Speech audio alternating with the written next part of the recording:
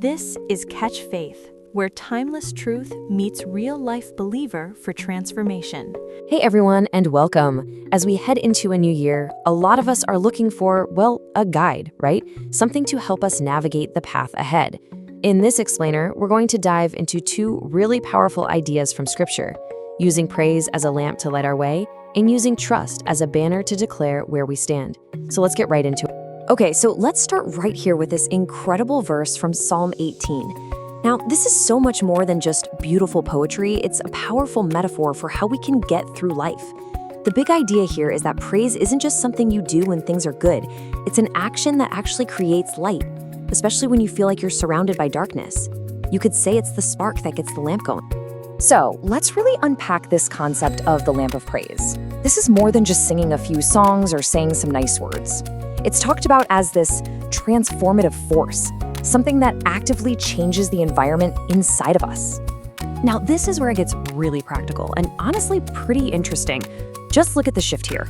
The act of choosing to praise. It's like opening a window and letting God's light into all those shadowy places.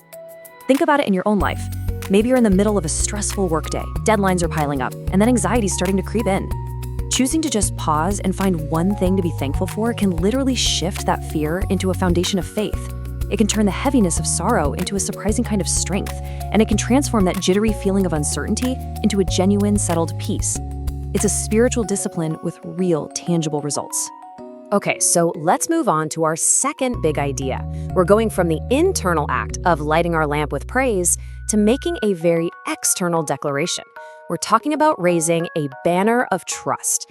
And think about what a banner is, right? It's a public symbol. It's something you rally behind.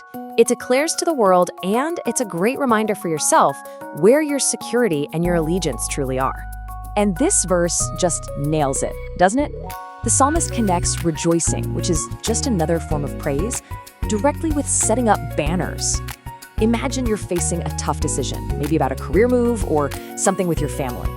Raising this banner, it's not about pretending you have all the answers. Not at all.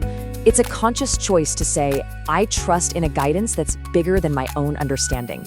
It's like planting a flag in the ground and saying, right here, this is where my hope is anchored. You know, Psalm 20 really lays out a fundamental choice for us. On one side, you have what the world often tells us to rely on, chariots and horses.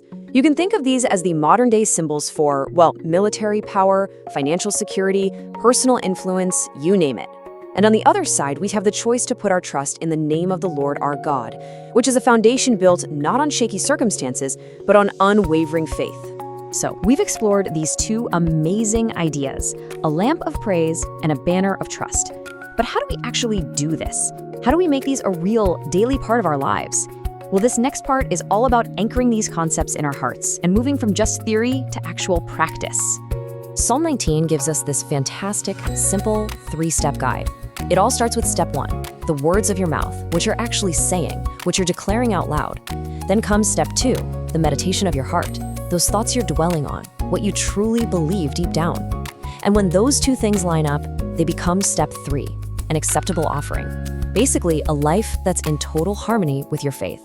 And that is the goal, right? When your words, your deep down thoughts, and your actions are all singing the same tune, that's what it means to live an anchored life. The source material puts it so beautifully. You become a vessel of His peace and an instrument of His compassion. Your life itself becomes the evidence of your praise and your trust. As we start to wrap this up, I want to share a powerful blessing from the source material. And I want you to think of this not just as a nice thought, but as a real charge of strength for your journey into the year ahead. So just let these next few words really sink in. First, just let this truth land. In a world where it is so easy to feel overlooked, like you're just another face in the crowd, the promise is clear. In all the chaos, in those quiet moments of doubt, in the flurry of activity where maybe your contributions feel small, you are not forgotten. Every single detail is seen. And this one goes even deeper. See, being forgotten is about being overlooked, but being forsaken, that's about being abandoned when you really need help. This promise speaks directly to our deepest fears of having to go through our trials all alone.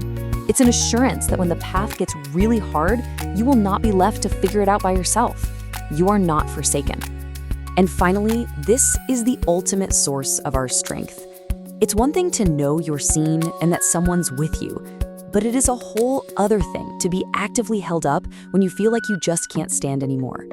This is the promise of divine support, that you are upheld by the everlasting arms of the Lord, sustained by a power that never, ever fails, even when your own strength does. So, what does this all boil down to? Here are 3 simple, powerful reminders for the year ahead. Let praise be your constant response. Let faith guide every single step you take, and let love be the reason behind everything you do. And that brings us to our final thought.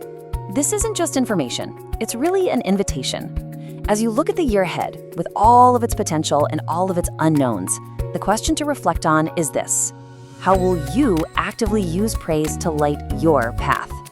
Thanks so much for joining me.